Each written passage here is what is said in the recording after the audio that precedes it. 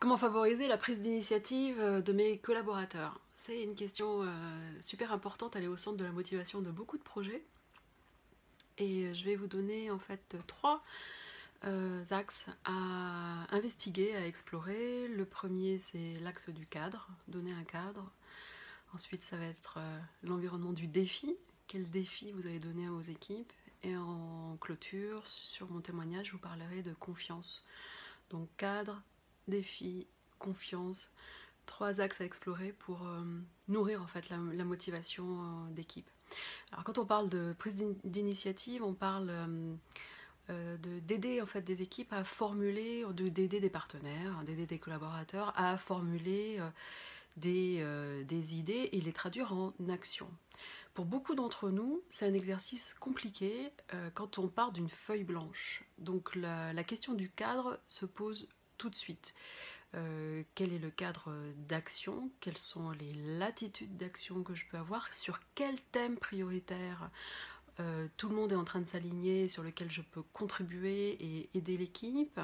Quel est l'horizon de temps sur lequel on me demande de faire ça? Est-ce que c'est très court terme, c'est dans la semaine, dans le mois? Est-ce que c'est un peu plus moyen terme, sur le trimestre, le semestre, ou c'est une vision plus long terme? Moi, je vous conseille en général d'aider vos équipes à formuler des objectifs sur des choses très pragmatiques, concrètes, dont elles peuvent voir les bénéfices rapidement. Ça va les aider ensuite à s'engager sur des initiatives plus longues. Donc, aider des équipes à formuler des objectifs, un cadre, un thème à court terme sur lequel on puisse vraiment avancer ensemble, ça me paraît assez fondamental. Donc, le cadre, quel thème, quel horizon, et si possible un horizon court pour qu'on puisse se féliciter et célébrer les premières réussites. Deuxième point, le défi.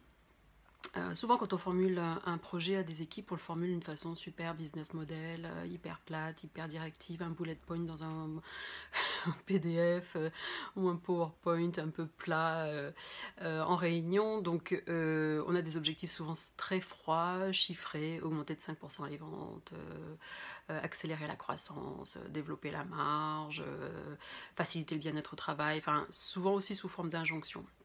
Donc la question du défi qui va engager et qui va faire que chacun va être au top de ses contributions, c'est de dire quoi? Plutôt que de partir d'une phrase assez neutre, assez convenue, qu'on a déjà entendue 10 fois en business review, en meeting, partir d'une phrase qui nous surprend et qui va nous permettre de sortir de nos automatismes, sortir de nos habitudes de raisonnement, et donc proposer une formulation de l'objectif qui soit à la fois positive, qui soit ambitieuse et surtout qui soit émotionnelle. Et ça, cette dimension de l'émotion, on l'oublie souvent en entreprise ou en mode projet. On a des objectifs souvent un peu secs, je dirais. Donc émotionnel, c'est quoi? Ça veut dire, un exemple très simple que tout le monde connaît, c'est pour redévelopper l'innovation après-guerre aux États-Unis, plutôt que de parler de clusters, de projets d'innovation, de stratégie d'entreprise. L'objectif et le défi qui a été formulé et qui a embarqué la motivation de centaines de milliers de personnes et de centaines d'industries à l'époque, c'est envoyer un homme sur la Lune et le ramener sain et sauf. Voilà un défi dingue, positif, ambitieux, émotionnel. Et puis en plus c'est un défi que tout le monde peut comprendre. Un gamin de 7 ans peut le comprendre, votre stagiaire peut le comprendre, vos prestataires peuvent le comprendre, vos partenaires, tout le monde peut intégrer cette idée.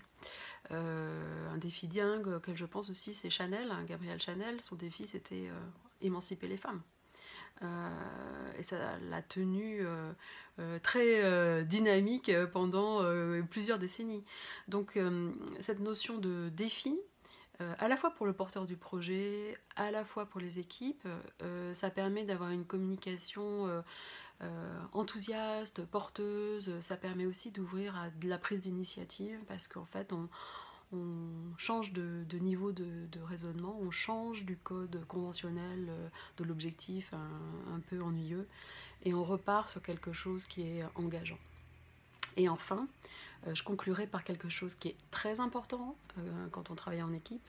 Si vous leur demandez de prendre des initiatives, mettez-les en confiance et faites-leur du feedback. Évitez le syndrome de la boîte à idées qu'on voit dans plein d'entreprises et qui ne marchent pas, hein, parce que ça marche pas, pourquoi? Parce que l'idée ou l'initiative elle est proposée, il n'y a pas de retour, on ne sait pas comment elle s'implante, il n'y a pas de narration, il n'y a pas de récit, il n'y a pas de traceur de ce qui se passe, et il n'y a surtout pas de retour, de remerciement, de reconnaissance par rapport à ça. Donc en fait, très important, la confiance.